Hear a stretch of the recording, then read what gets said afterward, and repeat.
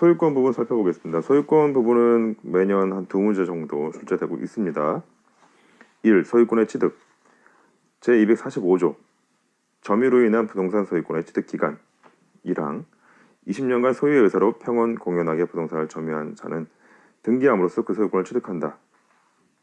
2항 부동산의 소유자로 등기한 자가 10년간 소유의 의사로 평원 공연하게 선의이며 과실 없이 그 부동산을 점유한 때는 소유권을 취득한다. 소위 1항에 대해서는 점유취득시효, 2항은 등기부취득시효라고 부르고 있습니다. 점유취득시효는 20년간 소유의 의사로 평원 공연하게 부동산을 점유한 자는 등기함으로써 그 소유권을 취득한다.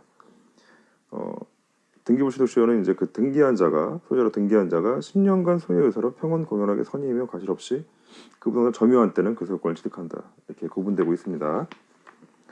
판례 보시겠습니다. 밀필의 토지의 일부에 대한 시효취득을 인정하기 위하여는 그 부분이 다른 부분과 구분되어 시효취득자의 점유에 속한다는 걸 인식하기에 족한 객관적 징표와 계속하여 존재할 것을 요한다. 밀필 토지의 일부에 대한 시효취득을 인정할 때는 그 부분이 이렇게 구분이 되어야 된다는 거죠. 구분이 돼서 그 시효취득자의 점유에 속한다는 걸 인식하기에 족한 어떤 객관적 징표가 계속하여 존재할 것을 요구하고 있습니다. 다음 판례 보겠습니다. 부동산에 대한 취득시효 제도의 존재 이유는 부동산을 점유하는 상태가 오랫동안 계속된 경우 권리자로서의 외양을 지닌 사실 상태를 존중하여 이를 진실한 권리관계로 높여 보호함으로써 법 질서의 안정을 기하고 장기간 지속된 사실 상태는 진실한 권리관계와 일치될 개연성이 높다는 점을 고려하여 권리관계에 관한 분쟁이 생긴 경우 점유자의 증명 곤란을 구제하려는 데 있다. 그런데 부동산에 관하여 적법 유효한 등기를 마치고 소유권을 취득한 사람이 자기 소유의 부동산을 점유하는 경우에는 특별한 사정이 없는 한 사실 상태를 권리관계로 높여 보호할 필요가 없고 부동산의 소유 명의자는 부동산에 대한 소유권을 적법하게 보유한 것으로 추정되어 소유권에 대한 증명의 곤란을 구제할 필요 역시 없으므로 그러한 점유는 취득시효의 기초가 되는 점유라고 할 수 없다. 다만 그 상태에서 다른 사람 명의로 소유권 이전 등기가 되는 등으로 소유권의 변동이 있는 때에 비로소 취득시효의 요건인 점유가 개시된다고 볼 수 있을 뿐이다 라고 해서 이제 부동산에 관한 어떤 적법 유효한 등기를 마친 상태 그 소유권을 취득한 사람이 자기 소유 부동산을 점유할 때 이런 경우에는 그 부동산 소유 명의자가 그 소유권을 적법하게 보유하는 걸 추정되기 때문에 그 등기가 돼 있으니까 그래서 이제 따라서 그 점유의 그 취득시효의 기초가 되는 점유라고 볼 수 없다는 내용입니다. 제252조 무주물의 계속 무주물 주인이 없는 거죠. 1. 무주의 동산을 소유의 의사로 점유한 자는 그 소유권을 취득한다. 이 소유권 취득은 원시 취득을 말하고 있습니다. 2항 무주의 부동산은 국유를 한다. 다음으로 부합을 보겠습니다. 부합은 여러 개의 물건이 결합하여 하나의 물건으로 보이는 경우 그 특정인 소유로 기속을 시키는 것을 얘기하고 있습니다. 우선 부동산의 부합을 보죠. 제256조 부동산의 부합. 부동산의 소유자는 그 부동산에 부합한 물건의 소유권을 취득한다. 그 부동산의 소유자가 그 부동산에 부합한 물건의 소유권을 취득하는 거죠. 그러나 타인의 권한에 의해 부속된 것은 그러하지 아니하다. 이거는 부합과 부속은 구분되는 내용입니다. 타인의 권한에 의해서 부속된 것은 그 부동산의 소유자가 취득하지 않는다는 것이죠. 타인의 소유가 된다는 거죠.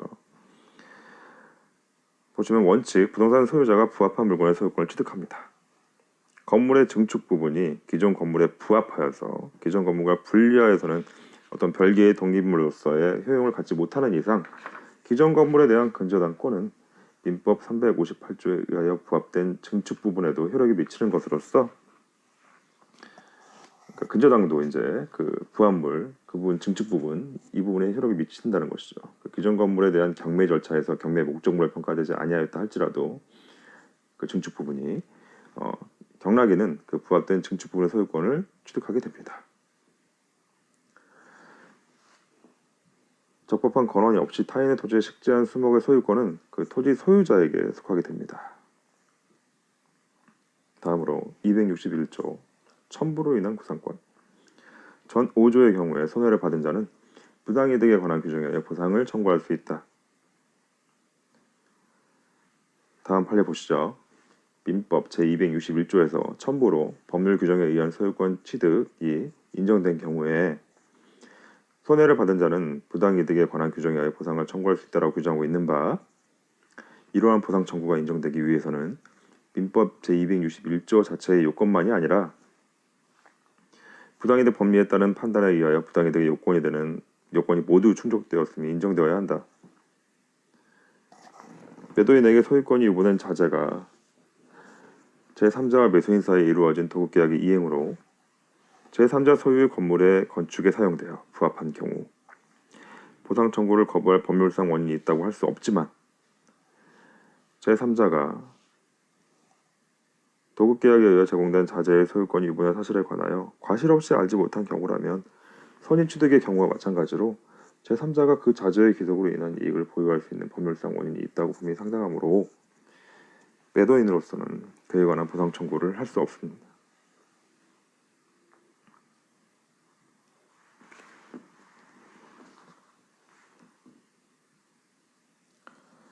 부동산의 부합 부분 더 살펴보시면, 아까 원칙은 부동산 소유자가 부합한 물건의 소유권을 취득하는 것이고, 그 예외로서 그 타인의 권한에 의하여 부속된 경우, 그 경우는 그 타인이 소유권을 보유한다고 했습니다.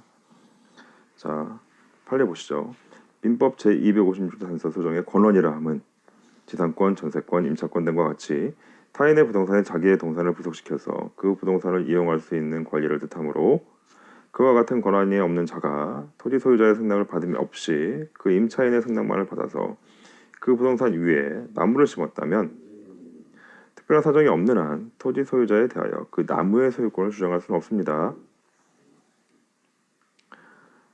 다음 판례는 임차인이 임차한 건물의 그 권한에 의하여 중축을 한 경우에 중축된 부분이 부합으로 인하여 기존 건물의 구성 부분이 된 때에는, 부합이죠, 부합, 부속이 아니고, 증축된 부분에 별개의 소유권이 성립할 수 없으나 증축된 부분이 구조상으로나 이용상으로 기존 건물과 구분되는 독립성이 있는 때에는, 그러니까 부속이죠, 구분 소유권이 성립하여 증축된 부분은 독립한 소유권의 기체가 된다.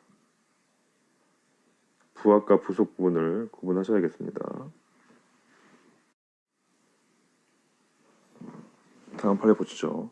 타인 소유 토지에 농작물을 경작한 경우 그 생산물은 경작자의 소유에 속함. 그 농작물은 예외적으로 그 경작자의 소유에 속합니다.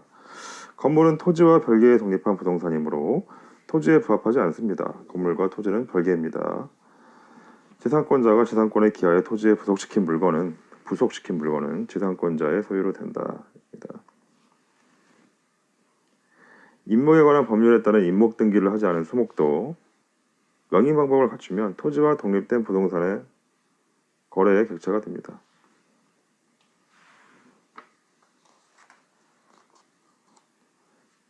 토지에서 벌채되어서 분리된 수목은 독립된 소유권의 객체가 됩니다. 분리된 수목입니다. 미분리의 과실도, 그러니까 분리하지 않은 과실, 이것도 명의 방법을 갖추면 독립한 부분으로 다뤄집니다. 명의 방법은 이제 이름표를 써서 붙이는 걸 얘기하는 거죠. 소유권의 포기는 상대방이 없는 단독행위입니다. 이 소유권의 물권적 청구권, 작년에 한 문제 나왔습니다. 제213조 소유물 반환 청구권. 소유자는 그 소유에 속한 물건을 점유한 자에 대하여 반환을 청구할 수 있다. 그러나 점유자가 그 물건을 점유할 권리가 있는 때에는 반환을 거부할 수 있다. 제214조 소유물 방해 제거 방해 예방 청구권. 소유자는 소유권을 방해하는 자에 대하여 방해 제거를 청구할 수 있고, 소유권을 방해할 염려 있는 행위를 하는 자에 대하여 그 예방이나 손해배상의 담보를 청구할 수 있다. 213조, 214조, 이게 중요한 조문입니다. 물권적 청구권의 청구권자. 소유권에 의해 발생되는 물상 청구권은 그 소유권과 분리하여 이를 소유권 없는 전 소유자에게 유보에 행사시킬 수는 없는 것이고, 이 소유권이 같이 가는 거죠. 물권적 청구권, 물상 청구권은. 위와 같은 법리는 그 전 소유자가 양수인에게 그 목적물을 인도할 의무가 있다거나 그 소유권의 이전이 소송 계속 중에 있었다 하여 다룰 수는 없을 것이며, 따라서 그 소유권을 상실한 전 소유자는 제3자인 불법 점유자에게 그 물권적 청구권에 의한 방해배제를 청구할 수 없다 이렇게 되어 있습니다. 소유물 반환 청구의 상대방, 그 불법 점유자의 특별 승계에 대하여 반환 청구가 가능합니다. 자, 소유물 방해 제거 보시죠.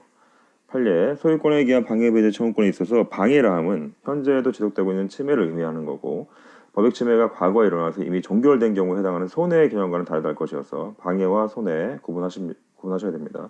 그 소유권에 기한 방해배의 청구권은 방해 결과의 제거를 내용으로 하는 것이 되어서는 아니 되며 이는 손해배상 영역에 해당한다는 것이죠.